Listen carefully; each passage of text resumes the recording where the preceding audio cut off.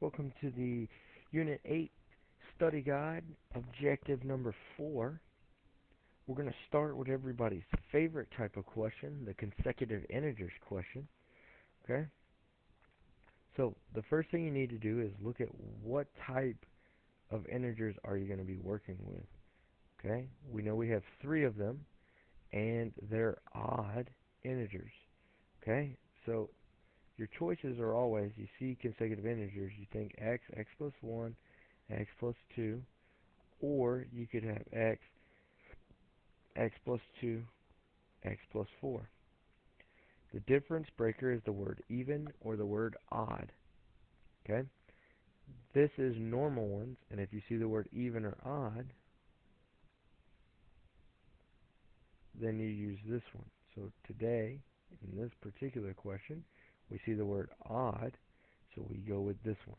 So we're going to use these as our reference point for the even and odd integers. So now, you're going to go through the question, and you're just going to highlight the keywords and translate. You're going to straight translate this. So, product. We don't like that word. It's a big word. We're going to replace it with what it actually means. Multiply. Okay? So it's telling us to multiply. What are we going to multiply? The larger two integers. Well, if you look at our integers, which ones are going to be larger? X plus 2 and x plus 4. So this means x plus 2 and x plus 4 is equivalent to. Is equivalent to means equals. Okay? See the word sum? That means to add. And what are we going to add? The first integer. So first integer is x squared. Squared is a little 2 and 98. Well, that's where that add comes in. Okay? So now that we've kind of went through and translated the words, let's go through and, or let's come down and write what that actually means mathematically. So we're doing the multiplication of the larger two. So we're taking these two and multiplying them. So you got x plus 2 times x plus 4 equals, and then we're going to add the first integer squared, or x squared, okay, and 98. We're adding them. Okay? So now you got to go, okay, what do I do to solve this? Well, split it up. Go back to our thinking of solving equations. The first thing we do is simplify both sides. Simplify means, for me, no parentheses and no like terms. Technically, it means no negative exponents as well, but we'll get to that later. So, simplify both sides.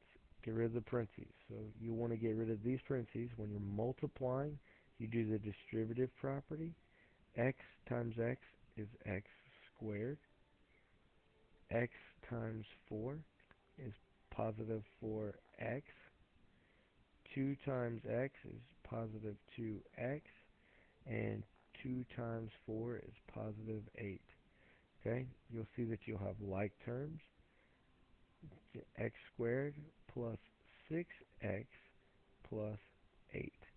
Now, some of you may like to do the box method, and that is totally fine.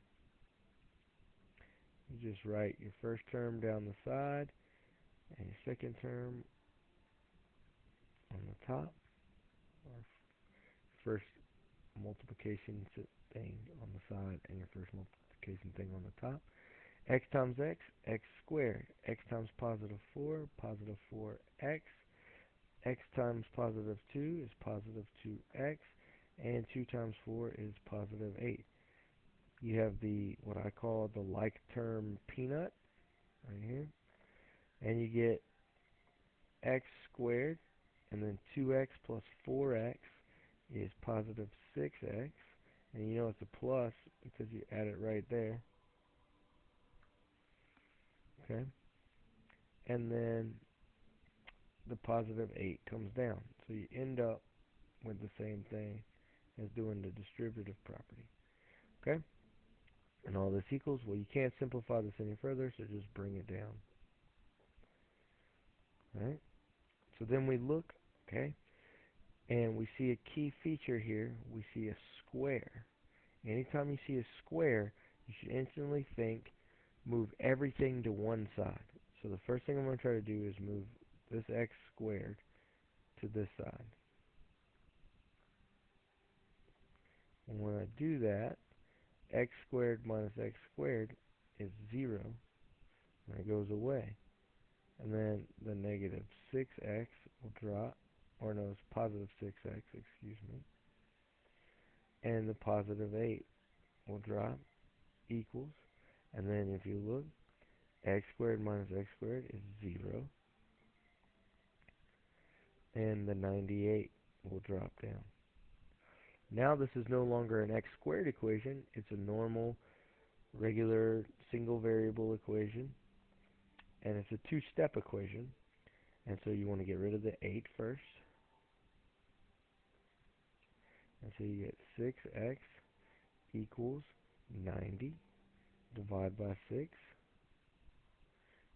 Gives you 1x equals 15. Okay?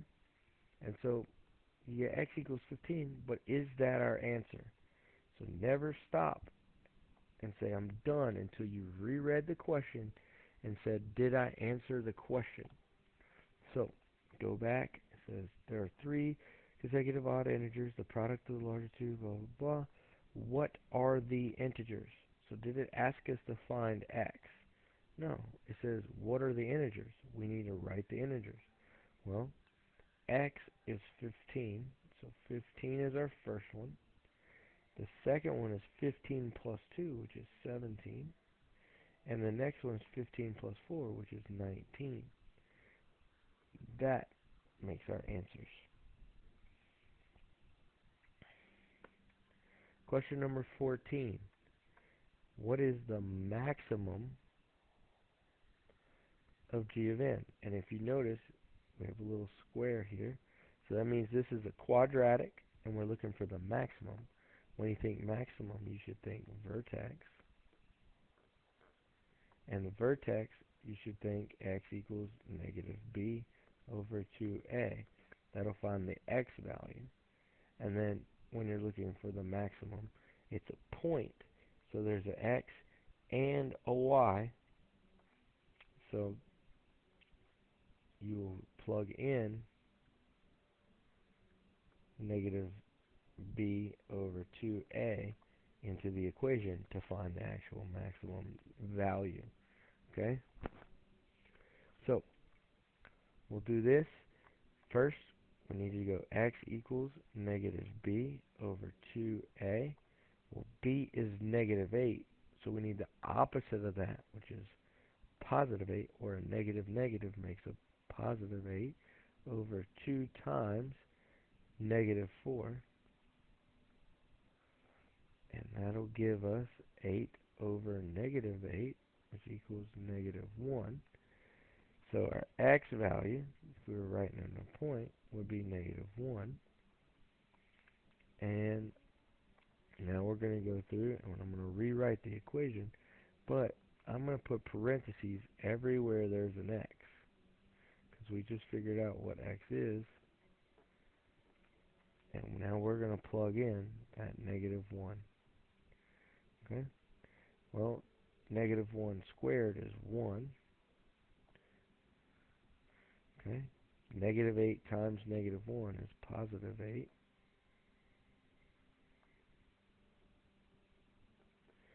Negative 4 times 1, negative 4.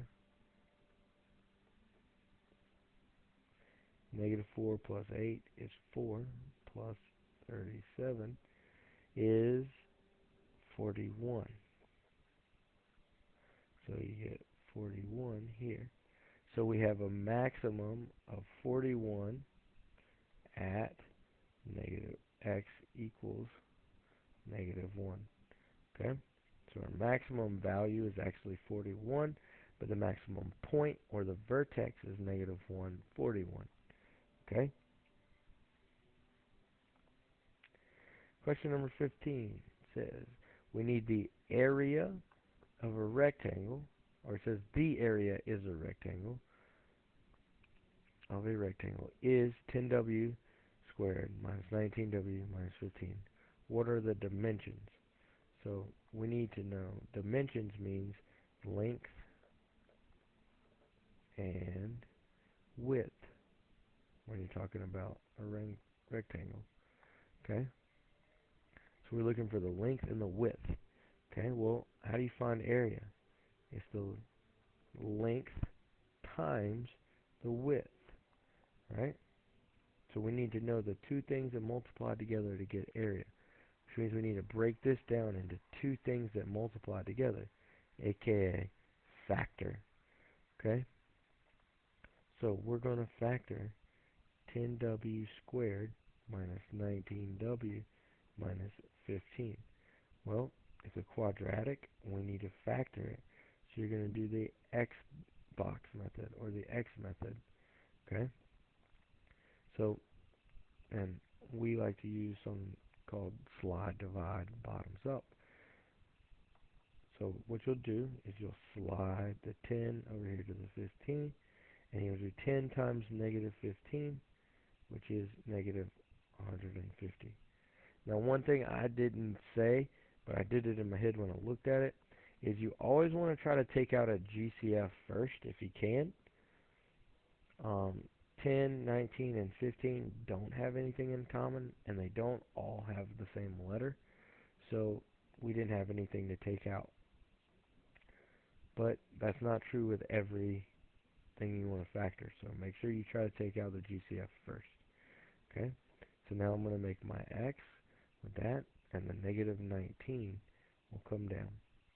So now I'm looking for numbers that will multiply to give me 150 and add or subtract to give me negative 19. And in this case, because this is negative, they'll subtract.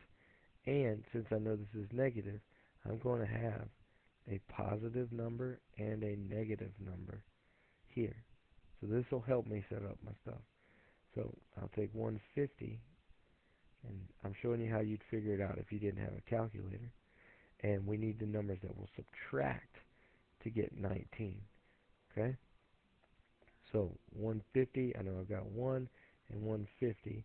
Well, that's 150 minus 1 is 149. That doesn't work. 2 and 75.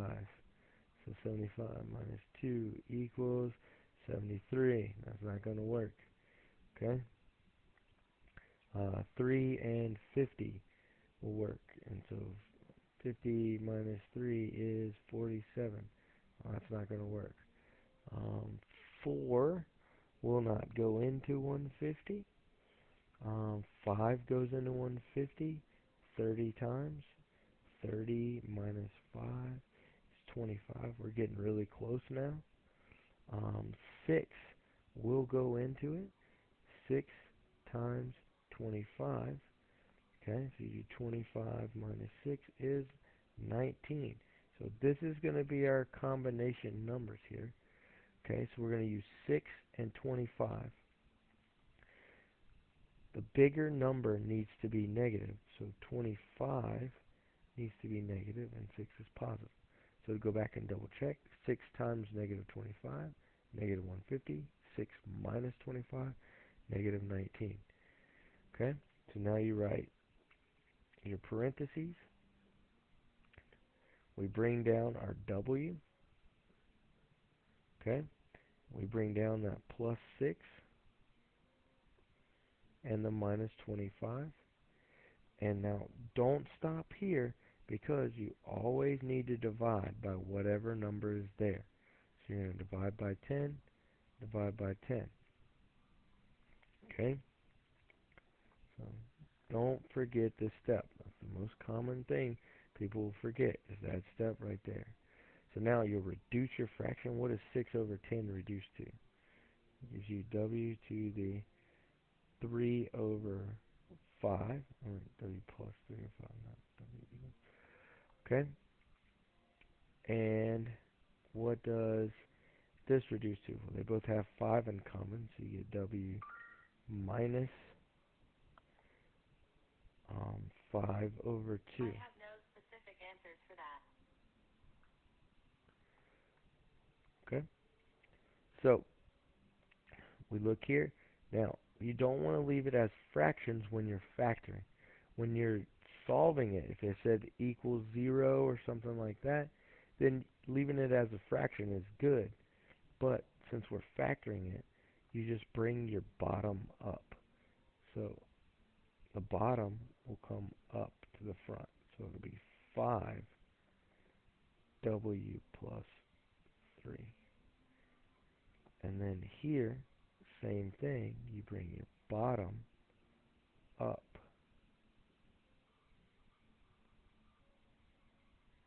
Okay, so that'd be 2, and then w minus 5.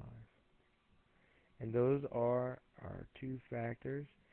You can call one of them the length, whichever one you want. So you could say the length equals 5w plus 3, and the width equals 2w minus 5. But ultimately, we can never know which one's which, so you could pick either one and say either one is the other one. Okay? Moving on. Okay, so it says find the positive 0 or zeros. That's what that little parentheses S means. Okay? And so when you're finding the zeros, you're finding the x-intercepts, the roots, the solutions, the ground, all that stuff. So what that means is you've got to factor and solve the equation. Okay? And so in order to do that, it's a quadratic. It's got a square. We need it equal to 0. Right now it's equal to 9x. We need to move that 9x to the other side. Okay? Well, 9x minus 9x equals 0. So I got our 0. And then the 9x, you want it right in between the 2x squared and the negative 5. So 2x squared, and then it's a minus 9x minus 5. Okay? So now we're going to factor just like we did before. And when you have equals 0, you actually don't have to take out a GCF. It'll make the number smaller if there is one, but it's not required because when you go to solve it, it'll reduce itself and take care of the GCF for you. Okay? So if you look, there actually isn't a GCF. So we're going to slide. Okay? 2 times negative 5 is negative 10. And then we'll bring down that negative 9. Okay? And the numbers that will multiply to give me 10 and subtract to give me 9 are 1 and 10.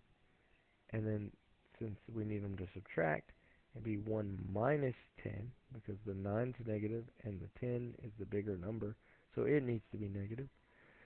1 minus 10 is negative 9, and 1 times negative 10 is negative 10. Okay? So then I write my factors. Oop, not the 2. I'm jumping ahead. Okay? So I've got x plus 1 and x minus 10. Okay? And these were blue up here, so maybe I'll make them blue for you. Okay? So you know where they come from. Now you've got to go through and you've got to divide by the front number right here. Okay? So we'll divide by this guy right here. Divide by 2. Divide by 2. Okay? And you'll reduce if you can. This stays as x plus 1 half.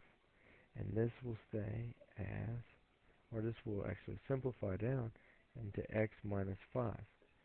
Now remember, all of this was equal to 0, and all we did was factor this, so it's still all equals 0. So now, like I told you in the previous question, if we have it equal to 0, we actually don't have to do the bottoms up part. That would be an extra step that we'd end up bringing back and putting the bottom back underneath it at the end. If you remember the rules from before, when we have factors equal to 0, It's just the opposite of what's inside there. So the answer to this one would be x equals the opposite, which is negative 1/2. And this one would be x equals the opposite, which is positive 5. Okay? So both of those are solutions to this quadratic. However, the question asks for what are the positive zeros. So which one of these were positive? The 5. Okay? So x equals 5 is our final answer for question 16. This concludes the video for objective number 4. So thank you for watching and continue on to objective number 5.